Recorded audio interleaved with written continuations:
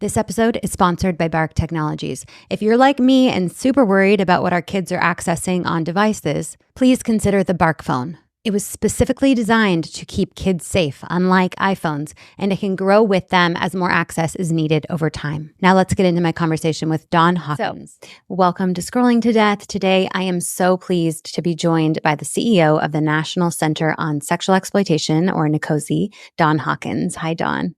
Hi, Nikki. Hi, it's so good to see you. It's so good to be with you. I love watching all your episodes. I can't believe I'm on it. Okay, thank you. I was so excited to meet you in person at your summit, last month? Was it a month ago? It feels like years ago already. Yeah. It was such a special event, and I want to touch on it really quick. But can you start by just introducing listeners to NCOSE? Like, what's the goal of your organization? Yeah. So the National Center on Sexual Exploitation, we're 62 years old, and we've been fighting to end sexual abuse and exploitation kind of as far upstream as we can get to really prevent it at its source. And so we're looking at roots and really just attacking those roots. And we do so really with three main ways. We've been going after big corporations who are partnering with sexual exploiters who are profiting from it, facilitating it. We look to pass legislation at the state, national, and international level for accountability. And because those two things are sometimes kind of slow, we started a law center a couple of years ago, and we started filing civil lawsuits against many of these big corporations for the harm that they inflict on countless families and victims. Can you share a couple of NCOSE's big wins recently? What comes to mind? Yeah, well, a couple. We've been going after Pornhub, for example, because there is just rampant sexual exploitation and abuse all over that website. They allow children all over it. So we've got a number of lawsuits against Pornhub for hosting child sexual abuse material and filmed sex trafficking content. So those lawsuits are like in the thick of it. They're moving through the court system. But because of the proof and the evidence that came out along the way, companies like Instagram and Comcast and TikTok and YouTube all stopped partnering with Pornhub, kicked them off their platforms. On Instagram, for example, they had 13 million followers. So many of them were kids, just like driving them straight to that website. So whoa, huge victory there. One just a couple weeks ago that I'm just so happy about was with Google. You know, one problem that we're seeing consistently is if you are depicted in sexually explicit content without your consent, whether it's was filmed without your consent or shared, or whether it's kind of deep fake or AI generated pornography or CSAM. What's happening is it's showing up in all these platforms and on these websites, and it's destroying the lives of so many. It's leading to sextortion and like all the stuff you talk about. And one of the problems was Google they made it so hard for you as a survivor of this kind of image-based sexual abuse to get it down. But just a few weeks ago, they made these big announcements, made huge changes to their processes. Now it's way easier for you to submit that content was not consensual, and Google will remove it. They will delist it. They'll ding the website and make the website show up way lower in search.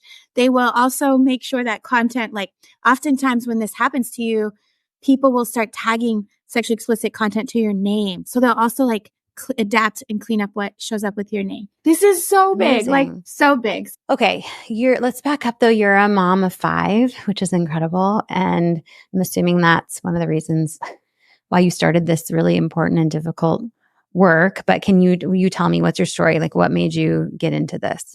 Yeah, I think from just a young, early age, I just felt really passionate about women's issues, women's rights, and like everyone, I've been impacted by these issues. And unfortunately, I was too young when it impacted me. So I just was passionate. And then I had lived abroad in Europe in a couple different places. And when I came back, I just saw while living there, I saw exploitation was rampant, like sex trafficking, sexual violence against women, pornography, etc. It just seemed all connected. So I felt called to engage in this work. And then my 5 kids came later, and now I'm like so intensely committed because they're here, and I need the world to be better for them.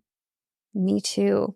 We should all be working together to make the online spaces safer to them.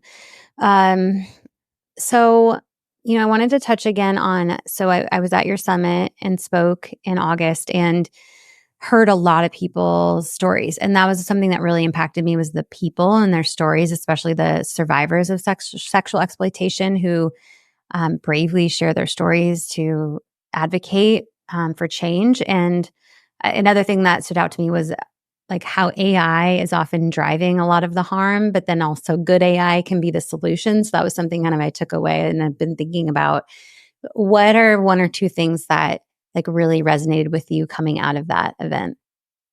Yeah. Well, I think the most was the hope and the optimism that we can use this technology to just scale solutions like we have never seen before. I mean, just today I was using an AI tool to just do something that would have taken hundreds of hours. And Wow. I cannot wait for the project that will come as a result of it. But, I just see like we'll be able to find and help and identify victims quicker. Law enforcement can scale like what maybe they could manage, for example, targeting 10 kind of predators online at a time. Now they'll be able to target hundreds.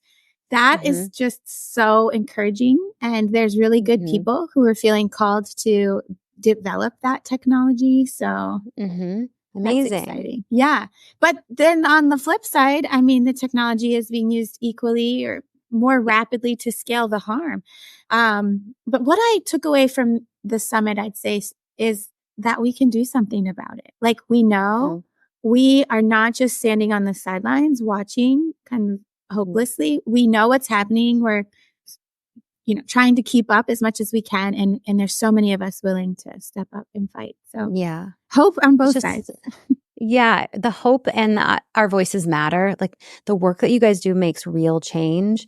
And we'll get to at the end. I want to just inspire parents to like do something with our voices, and we can talk about specifically what parents can do. But I wanted to just get your thoughts on a couple of the headlines these last couple weeks regarding big tech, and feel free to skip if you don't have a comment on any of these. But so these are things that I've been updating parents on. I think it's important for parents to understand like what's going on in the world of social media and big tech, because these are often the platforms that we're letting our kids use, and there's some really scary stuff happening on them. So Telegram is an end-to-end encrypted messaging app, and the CEO, Pavel Durov, was just arrested in Paris for kind of facilitating a lot of bad things on his platform, like child exploitation and the sharing of CSAM and money laundering and all these crazy things. But what do you think about CEOs being held liable for facilitating harm to children on their platforms?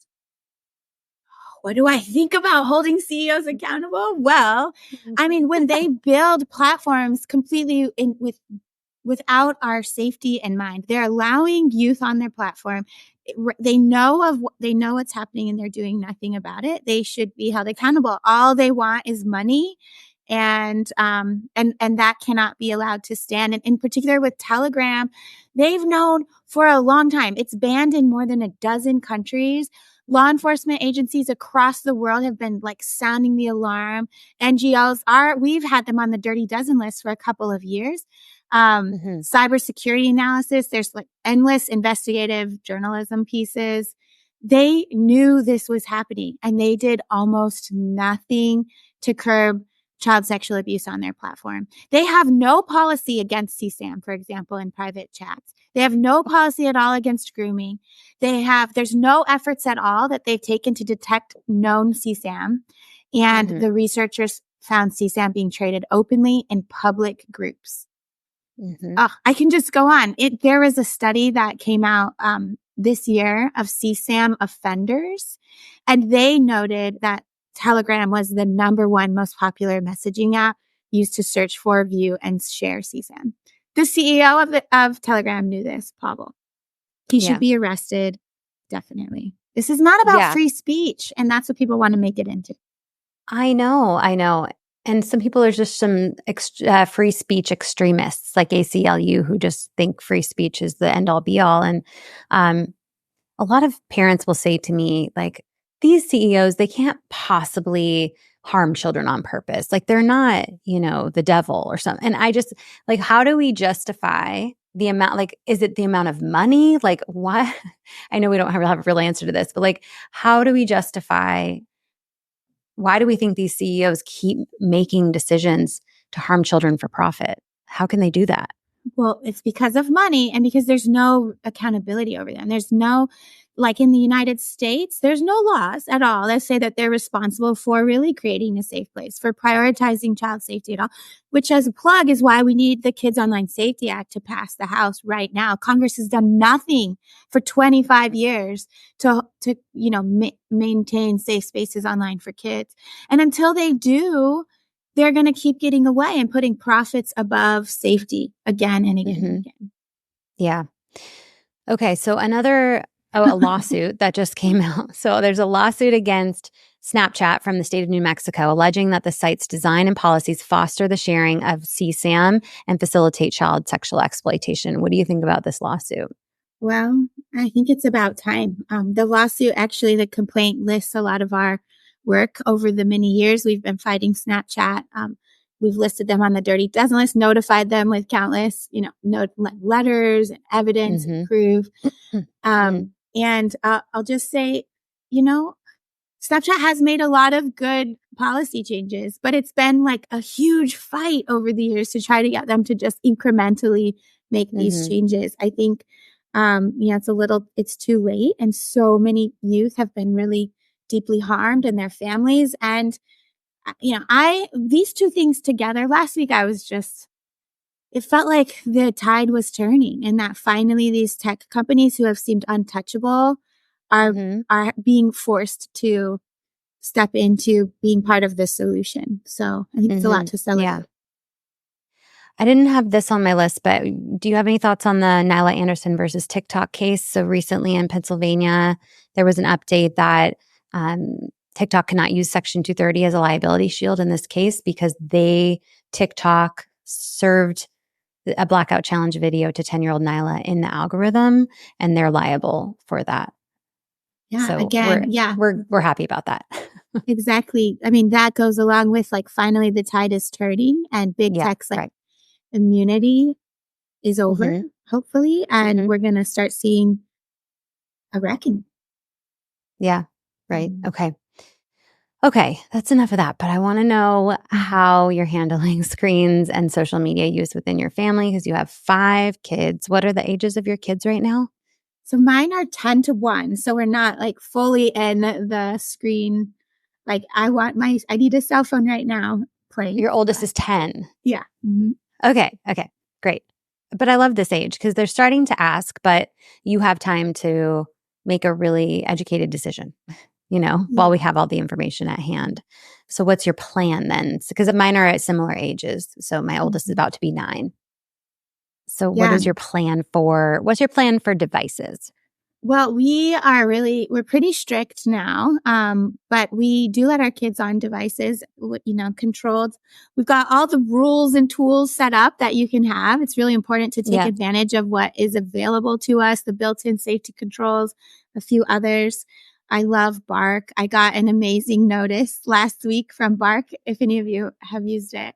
My son was searching something, thankfully not about the things that we fight, but it led to the most amazing conversation about online bullying. Jumping in here to tell you guys a little more about the Bark phone and the Bark monitoring app.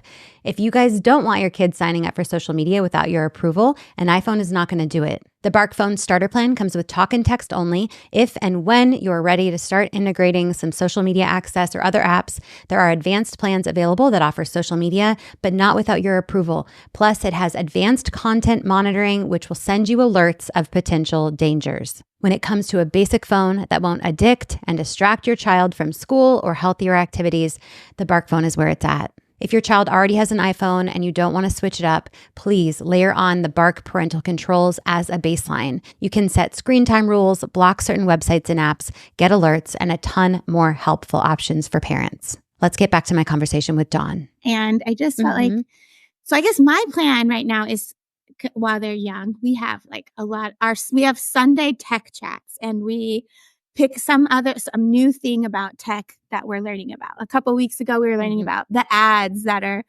the algorithms that serve ads to us. And the kids were like astounded to understand how that works. And I'm just convinced that them knowing more about those things is important. But yeah, we have restricted use, locations, time. But I really think that we should let our kids on technology, and we should be there with them. We should be experiencing it with them. I think a lot of people are like, no social media ever till you're 18. And I think that's a problem. And most of the families that I've come to know who have really had really awful experiences online it's either because their parents were so strict that they were sneaking it, or sometimes because they were doing things their parents had no idea about, And so if somehow we could be in the middle, I don't know. Yeah, it's hard because I think that if you're going to let them use social media, they're going to get contacted by a sexual predator. And how are they going to handle that? Have you prepared them? They're probably going to see eating disorder content. How is that going to affect them? They're probably, setting those strict time limits so the addictiveness of the platforms doesn't take hold. So I think there's just a lot of important conversations to have in preparation, and constant conversations. I love the Sunday tech talks to kind of touch base and open conversations around that. Now, you guys have your Dirty Dozen list, and you can tell me about that, but are there specific social media platforms that your kids, you're like, they're never getting that? Yeah. I don't know which one I ever will let them on. I know I will. I know, that's what I'm saying, right. But at this point, I'm like, none of them. And that's why we're working so hard, Nikki, to clean them up. Yeah. Because, but I can't see like Snapchat ever being okay. TikTok, even though they've made like some really significant, huge victory, like progress in online safety, I can't see my kids ever being on TikTok unless we're sitting right next to each other laughing at the dance videos together, Yeah. Yeah. I don't know. Instagram, none of them are good enough right now. I know. None of them. And I don't want to have to say no to everything. It'd be great if there was an option that was safer. And that's why your work and all the advocates' work is so important. I'm happy with PBS Kids right now. I know. Please stay in PBS Kids. Keep funding PBS. We need to all go donate to PBS Kids. Can we touch quickly on school devices? And this is just something I'm super interested in. Are your kids in a public school or a private school situation, or homeschool? We homeschool, which sounds crazy. Okay. I know. No. But no, I wish I could. I know. Well, why? I am paranoid because of the work that I do. And totally. Also, I'm convinced it takes less time to homeschool than it does to be like as involved as I would want and need to be with them going to school. But when I decided, my husband always wanted to homeschool, but when I decided, okay, fine, I'm in too. My son was about to start kindergarten, and my oldest, and they gave iPads to all of the kids, the kindergarteners. And I went to the principal, and I was like, this is a problem. And I got 2 filter companies to donate filters to the whole school. And did they take you up on it? No. Dawn. No, it was so, and I just thought, like, how can I send my kids there when I'm fighting this all day? And, that was the root of my reason to homeschool. There's lots more reasons now, but I will say, Nikki, as a result though, so that was before COVID. And then in 2020, parents, we got a glimpse on what was really happening, and schools were totally overwhelmed with trying to figure out homeschool, right? How do we help kids? And so they gave out all these devices, and they were super unprotected. And sadly, so many kids were really hurt because of that. But a huge victory was Google with Chromebooks, which at that point had about 60% of the market share of school assigned devices. With just an update to their system, they defaulted all Chromebooks for K through 12 around the world to be on, like have the parental controls, the safety settings turned on. Oh, good. Which is a huge victory. And we're still fighting Apple to do the same. But that's the power of parents, because hundreds of parents joined together in 2020 to demand this. And then it spread to thousands. And then they changed Google. That's crazy. It's cool. It's so cool to see real change come from parents' voices. And I am in the same exact boat you are, except, well, my kids, I've let them use the devices in the school. Now the oldest are in 3rd and 2nd, but I'm like, my little 3, almost 4-year-old has never really held even a handheld device of her own. And I don't want to send her to school next year as a TK, as a 4-year-old, and have them have her on a device. I can't do it.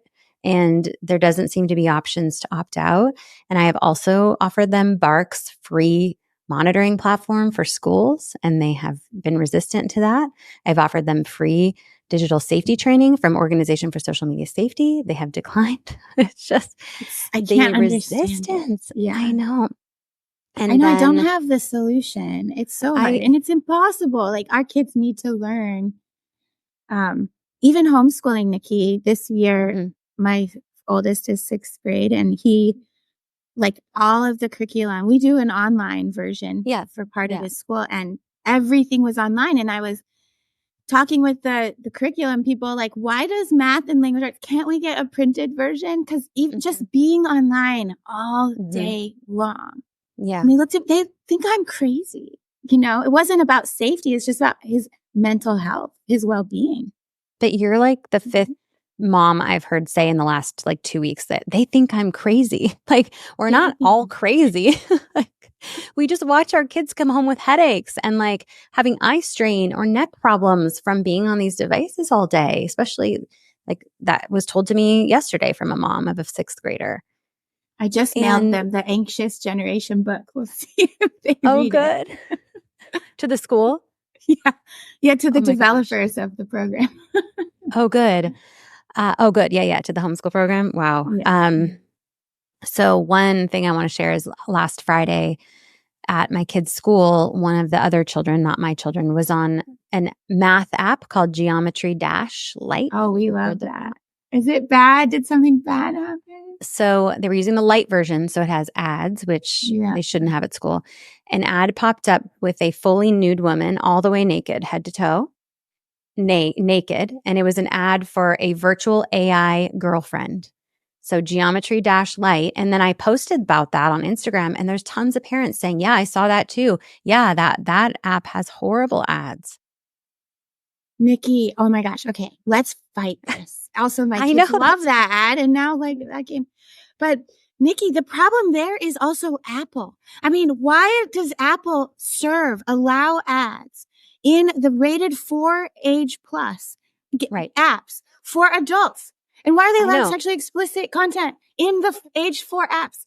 This is a problem with Apple too. The app is allowing ads that I don't think the app developers are deciding which ads play. Apple is deciding. That's what our research is showing. And this is also why we need to hold Apple accountable. And the App Store has so many problems.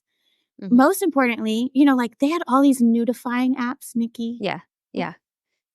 Did your Meta? Oh gosh. Did you see that Meta has been advertising the Nudify apps on Facebook and Instagram?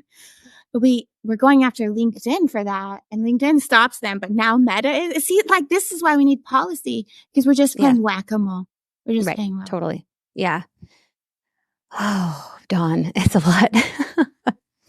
But you guys, when we join together, we win. We do. I know this is overwhelming to talk about all the bad.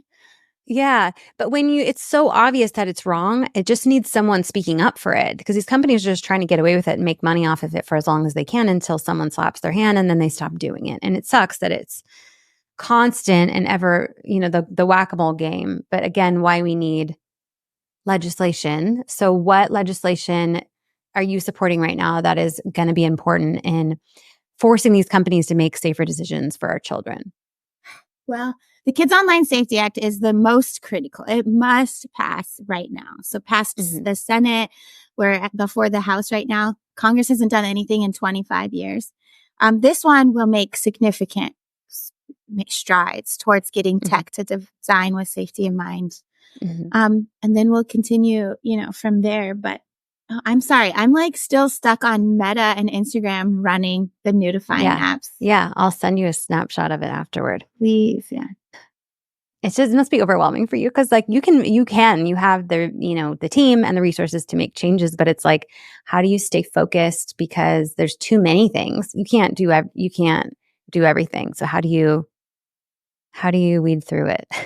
And Nikki, I'm the same for you. Like the burnout is hard. I'm trying to go on PTO Wednesday and leave and like go tech free. That's another thing, like really just taking a break from tech regularly like helps me stay sane and the kids. But it's like it feels impossible to step away. I know. This is so heavy and so hard. Yeah. And so urgent. Yeah. And I like to say I do a good job separating, like not holding these stories of harm too close and like really resonating on it. But then sometimes I'm in a bad mood and I'm like, I think that might be why. Yeah. Oh, if we stay hopeful and that we can make change. I mean, if the parent survivors who've literally lost children to social media harms can get up every day and retell their stories of like the worst day of their entire life to help other families, like I can certainly do the same. And so they definitely keep me going. Exactly. Yeah. I think that's the big difference. That's why the momentum is here suddenly. It's because parents and survivors have stepped forward and they're leading. They're the ones demanding change. And I'm happy to just be next to them and try to help get their voices heard. But that's what's changing hearts and minds with policymakers, with the media, and with the big CEOs themselves. Yeah.